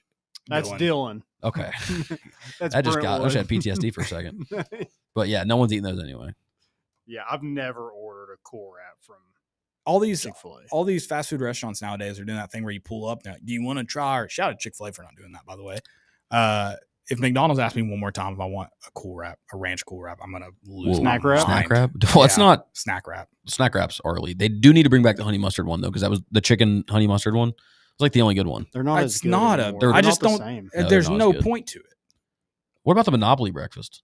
Is that they haven't done that in a while, right? I don't I haven't woken up on a weekend I early don't. enough to. I No. avoid McDonald's breakfast because not that it's not good, it can just really set the day off on the wrong foot. I think I'll eat a sausage biscuit from there every once in a while. I'll eat a but Bojangles carefully. biscuit. Dude, those bow rounds. I'll call out Chick-fil-A, and I don't know if we're gonna get in trouble or get sued, but I tried DoorDash, Chick-fil-A, and I did look at the. Do it from their app. I know. Okay. I did both, but I had a little bit of a DoorDash gift card left, so I was going to try the okay, DoorDash okay. route, see if it made a difference. It probably would have honestly made the difference. I was going to order the grilled chicken sandwich, trying to be a little healthier. The total to get from Chick-fil-A, dude, this is with like a $2 tip. Sorry, driver. Like, yell at DoorDash for taking all the rest of the money. You would have gotten the $5 tip if it was like $22 for one sandwich, well, it was the meal. large. No, it was medium. So I don't even need the drink. I don't need the drink. Here's my mental trick for DoorDash for everyone out there. My mental trick for DoorDash is I DoorDash a fair amount. I never DoorDash places that like I know the prices. I've Oh, that's DoorDashed true. Like- once in my entire life, Really? It's crazy. Okay. and it wasn't even for me. It was for my wife. She got a tea, and it was $8. I was like, never again. See, that's what wait, you'll you do. DoorDashed a tea? My wife. That's did. crazy. Yeah, you're telling me. Like a meal's kind of like I hate myself after I order DoorDash a meal because it's more expensive, but I can reason that one. A tea, Yeah. I can't reason. I a tea. struggle to accept it for a drive-through place. If I can get in my car and then never leave my car until I'm back in my driveway, it feels too lazy. Now, if it's a restaurant where it's like I'd have to call and place it and wait 20 minutes, that I get. But I struggle if I can get in a drive-through and get it. I'll do it for some fast food places like Panda. I'll DoorDash every once in a while. Usually it's because of number one, the Panda near my house is not super like the road you got to take there, not super convenient. And then also like if I'm in the middle of something and I'm not gonna be able to leave the house for like an hour, I'll just DoorDash it. So That's valid. I'll do that.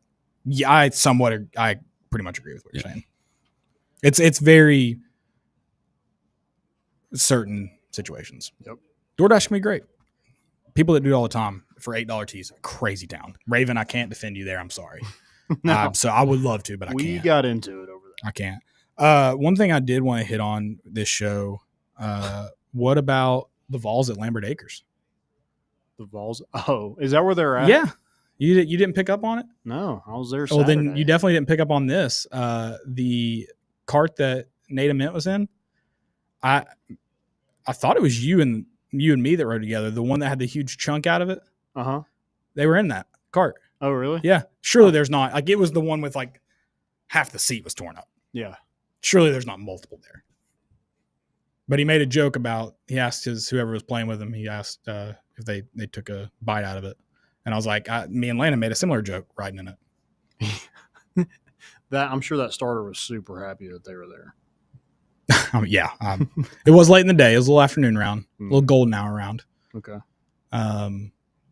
Just the Vol basketball rolling up to humble Lambert Acres. I love it. Yeah. Great course. Wide open fairways. Wide open from three. Maybe they're getting used. Getting used to that. Got a dollar. Good angle. Yeah. All right, let's get into some storylines that we've heard over the weekend. We got into the Rick Barnes thing. I think everybody's in agreement. Cool. Not really a huge whatever. deal. There were some. Did everybody see the Joel Klatt video? Yeah. I did not. Enlighten me. So basically, he just gives this Nico fluff piece of, Nico didn't go to Tennessee or didn't leave Tennessee because of money. It was basically just because like the offense wasn't growing around him. And that's kind of what his reasoning was that he left. Basically just hyping up Nico because he's now in the Big Ten and Joe Klatt works for Fox and he's just miserable. Yeah. Well, and he's one of those guys he knows he's going to get the clicks if he talks about Tennessee. And so every once in a while, he'll just tee up a crazy take on Tennessee. Yeah, I agree. It's a nothing burger. He was saying Tennessee ran a propaganda campaign against him. And I've said from the beginning, I think Tennessee might carry some fault in that relationship. May or may not. We don't exactly know because we've never heard Nico's piece, but he's had his chance. He isn't, and I'm not saying he has to speak, but you can't say, well, you don't know the whole story because they're the only ones talking and then not say something. Mm-hmm. So you can't have it both ways. You either just take it for what's come out and that be the end of it, or you say your piece. And people have to decide what's the truth. So, I mean, Nico didn't show up, and that was the end of the relationship. Whether what else is happening? Obviously, there were some negotiations, but the reality is he got less money because that was all he could really get. Like his dad was out there shopping him around apparently, and everybody was like, "Hey, hi, this guy's doing this," and then he'd miss his practice. I think he kind of went through spring practice, kind of went through the motions, and here we are. Yep. And then he says it's about family, which technically it kind of was. His dad basically was shopping him around, and that was probably the reason for it. But it was a money grab, and Joe Klatt's just on there. I mean, I get it. Like you want to. Also, why don't fire off this take? I don't care if week 1. It's football time.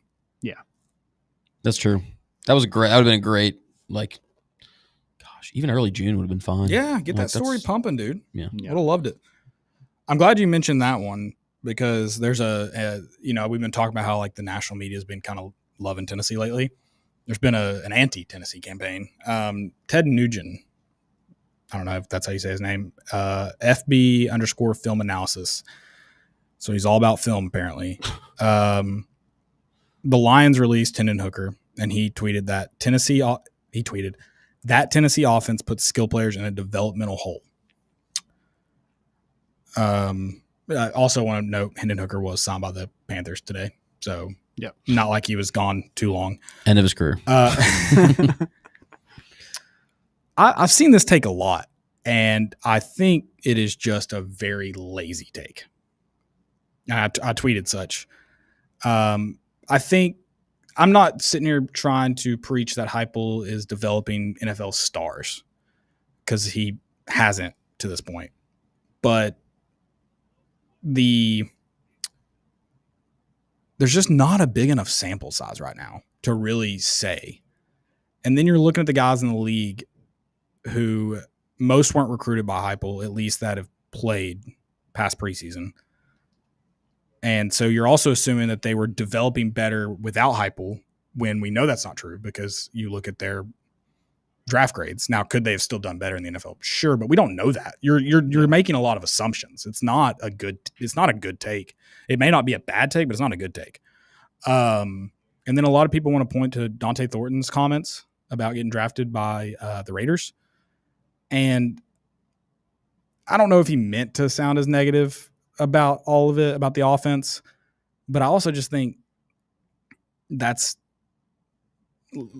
either you can run routes or you can't. And if you can't step into another program and figure out how to run the routes they want to run and where you sit them down, where you finish them, on option routes, what you're doing based, like if you can't figure that out, that's on a learning curve that you just can't take on. Mm-hmm. It has nothing to do with your football. It may be football IQ, but nothing to do with your skill. Right. And so I understand what a lot of people are saying about the way the offense operates, but that stuff you should be able to figure out. Yeah. And like you said, it's a smaller sample size. I mean, Dylan Sampson, was that the first class he had or the second class? So his first full class would have been this draft class. Okay. So there's number one. Like Right. he hasn't got to develop a guy all the way through until now. Well, and this has changed. These numbers have changed some. Some have gone down, some have gone up. I think Tennessee's has gone up. I went and looked it up Tuesday night before NFL 53-man rosters were finalized. But I went and looked at active players that were currently on NFL rosters since the 2022 draft, which was the first draft class that Heupel coached guys at Tennessee in. 2021 draft, right? Well, he came to Tennessee in 2021. So the 2022 draft would have been the first one that he had players in. Okay, yeah. So skill position players on active rosters per school. UGA in Texas tied at 12. South Carolina 11. I know that number's gone down. Ole Miss at 9. Bama and Tennessee tied at 8. And then everyone else. So obviously there's a belief that these players are developing somewhere or that they're good enough to be currently on the roster right now. And then you have like the Browns, like Cedric Tillman a lot. He's not been able to stay healthy. It's been part of it. And I think there's a misconception with Jalen Hyatt at the Giants. They like him. They want to throw the deep ball to him. They've tried. He's not catching the football. Not all of it's necessarily his fault. They have bad quarterback play. They do have bad quarterback play. He struggled catching even in intermediate routes, but he's getting open. They like him. He's just not finishing plays. And that's hindered his playing time with the Giants. Yeah. But it's not – they're not sitting here going, you can't play in this offense because he wouldn't be on the team. Mm-hmm. Also, I'm not – let me know if I'm crazy for saying this. Josh Heupel's job isn't to train his players directly to the NFL. Like the offense that he runs in college, it's not his job to make sure that they're trained to have that translate to a different NFL offense. I don't disagree with your take. I think producing NFL talent is a byproduct of building a good program culture and a winning program. Correct. But I agree. Go look at Hendon Hooker in the 2022 offense. No one's ever going to sit here and be like, yeah, that was a bad offense for him to play in. Right. No, like I said, if you're winning football games in college, that's automatically going to translate to you're going to have. Yeah, it happens naturally. You can't really blame him. That's why it's a byproduct of it. Yeah. And you should have the mindset of like, we are preparing you for the next level where you make way more money if you get there. But yes, like your number one job, how you keep your job is win football games, which again, those things kind of go hand in, they go hand in hand. I shouldn't say kind of. But yeah, I don't know. And then you've got Jalen Wright, who has a spot in the NFL, and he may get a legitimate shot to be running back because running backs have short lifespans. So a guy in front of him could go down, and he's the next man up. Dante Thornton's going to be a starter. He's wide receiver 1 at the Raiders right now. Which is crazy he said that because, I mean, he's literally developed into an NFL starter. Yeah. And he can say, oh, Tennessee didn't do it for me, but that's whatever. That's fine. I don't care. The fact is you can't read his comments and then go, well, Josh Heupel had nothing to do with it. What? That's you can't do that. That's not how that works. Joe Milton's career backup, it looks like right now. Good for him. Make a lot of money. Teams like you. Good. Hendon Hooker, the the Lions liked him. It just never clicked. And it wasn't Dan Campbell. I can't remember who said it. They're like, I think he just needs fresh. Change of scenery. Yeah. Just needs a fresh start. And Carolina wanted to get him, and they got him. I feel like I'm leaving off someone else I wanted to mention in that skill position group. Can you think of anyone? On offense? I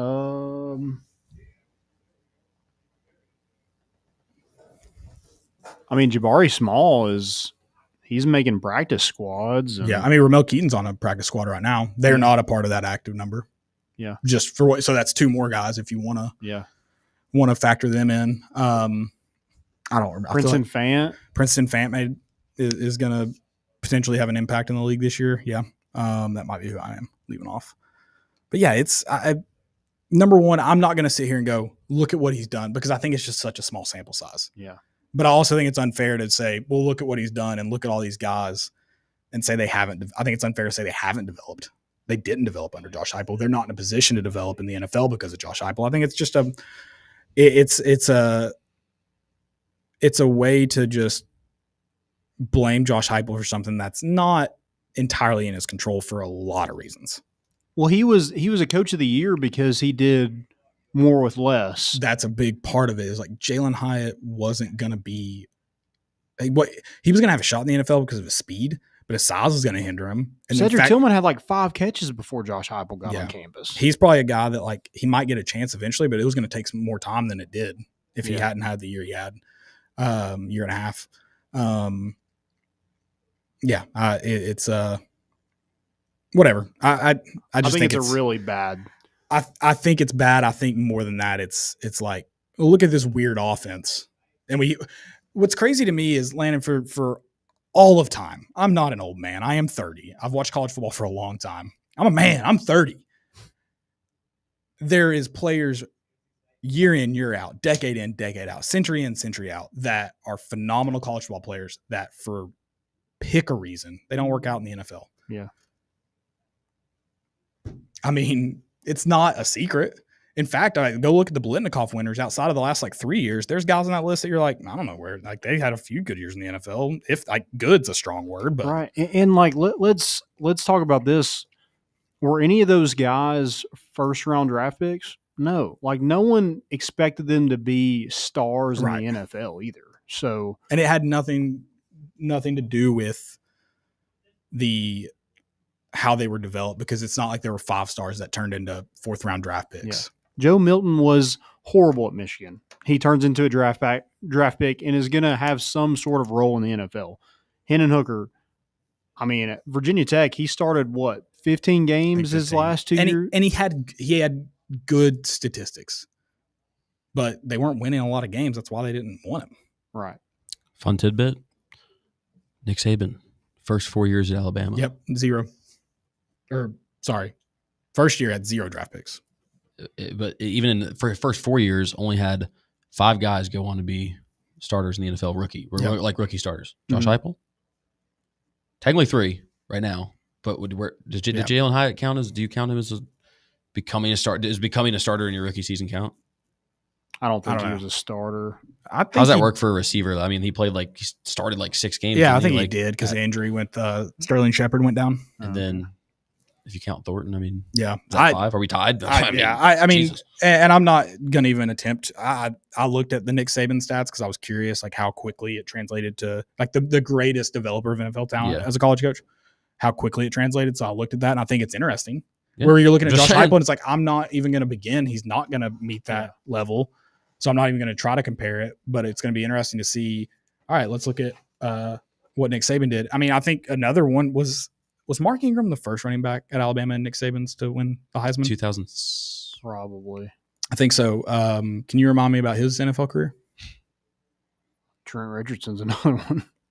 Yeah. It's like Eddie Lacy. Again, it has just been a hard and fast rule. College success does not directly translate to NFL success. Agreed. Lazy take from a guy who prides himself on film analysis. Mm-hmm. Maybe watch actual football, and it's obviously not coming through on the replays, bud. I will say this: I do think that is something, and it's going to keep coming up until somebody Josh Heupel needs somebody to kind of be a star in the NFL. But if Dante Thornton does it, I don't think it'll ever die down because they'll point to the failures. See, unless he somehow gets the Nick Saban level, which again I don't expect him to. I don't think he ever will. Mm-hmm. It'll never die down. I think it's the same thing with the criticisms of his offense currently coming up, which is partially this but he's debate. Still recruiting great. So Right. I mean, I don't understand how people are thinking like, oh, this is killing him. I mean, well, yeah, I think there's plenty of you can kind of spin it if you're Josh Heupel and be like, yeah, he didn't work out in the NFL, but guess what? This is what he came in as. Yeah. And this is what we turned him into. We turned him into a draft pick. He signed this amount of money. He's not going to have that when you have 5-star wide receivers coming exactly. in. Like you've got to turn him into if you want to yeah. have that on your resume. And I think there are criticisms of the offense that are fair, but I also think, especially when you look back at this last season, but I think like 2022 and 2023, there are a lot of criticisms where you're going, well, they couldn't do it against this team. Well, you're talking about teams that are more flat out more talented than Tennessee. And you're also talking about teams that on paper should beat Tennessee every day and their defense should be better than Tennessee's offense. So I don't say that to say, oh, there shouldn't be any criticism of Josh Heupel's offense because I have some, but people pretending that the philosophy is just way off and way wrong is interesting to me because I don't think it is. I think he's got a good thing. He's got to tweak some things to get it right, and he's got to get players in here that he wants and trusts. But I think you're looking at this thing just on a macro level and go, oh, Tennessee hadn't won this game. They haven't won a championship. That must mean the offense is all wrong. Yeah. Okay, let's look at the roster. Okay, let's look at what happened week in week. Like it's just criticisms that don't make sense. Okay, let's dig into the Arkansas game and let's criticize the offense. Like, okay, let's do it. But to do it on this huge level when there's factors that you're not considering, you're just going, the offense sucks. That's crazy to me. Yeah, and can we stop cherry picking? The one skill positions on offense because Josh Heupel is the head coach. Yeah, at the end of the day, he's an offensive guy, but he's a head coach. Let's count Darnell Wright. Let's count James Pierce. Let's count Byron Young. Yeah. I mean, those guys are making – but you don't hear about that. You just hear about skill players on offense. Yeah, well, and I only did that count because of what he mentioned. Yeah. How it doesn't – Well, that's what he was saying. I just think it's lazy because you're cherry picking what you want to make your argument sound better. And you have Quincy Avery. He chimes in. He thinks he's a quarterback whisperer. That quarterback guru stuff died quick. He faded into oblivion quick. I forgot his name till you said Atlanta, and I don't like you for that. Well, I mean, he was Deshaun Watson's downfall, and then the other quarterbacks he has his name too. One's Emory Jones. The other one, he has Justin Fields. Who else does he have? Nice. Trey Lance. I mean, guys who didn't do anything in the NFL. Those are guys who had good college careers that faded into oblivion. Exactly. That's the definition of it. Yeah. So, I mean, if we're going to talk about anybody, let's talk about the guys he's put in the NFL. Yeah, for real. Well, Deshaun Watson being an exception. He had some other things bring him down. They brought him up for a moment. For a moment, he was up. Then they brought him back down. It was when he hired Quincy Avery is when he went down. Oh, I didn't realize that. Yeah. So he got him 2 years into his NFL career. Oh my gosh. Yeah. Okay. Yeah. Okay. So. Get out of here. Before we leave, you mentioned Quincy Avery attaching his name. As of is that September 6th? Is that the Saturday play ETSU? Mm-hmm. I'll have coached 2 players that have played football inside of Neyland Stadium. Heck yeah. So you need to make a graphic. I can pretty much say whatever I want now. And you can't say anything about it.